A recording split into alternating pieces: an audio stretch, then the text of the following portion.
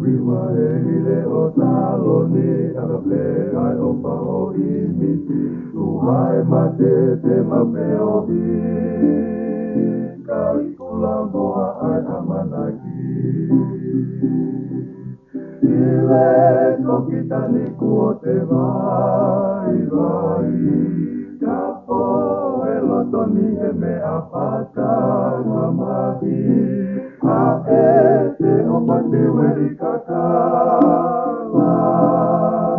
Loti o tori mi pai, roa me ui ko uku kaloni kaka, kuti o tolo, o keti o paanga.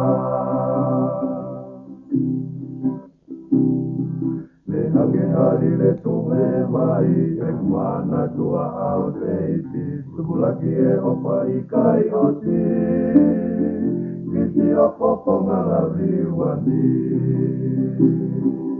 Ile kokitani kuo te vai, kapo e lotoni e me apaka mamawi, a e te opati weri kakala. Koti o tori mi pai, ane ui kohuku kaloni kaka, koti o tolo, o keti o paanga.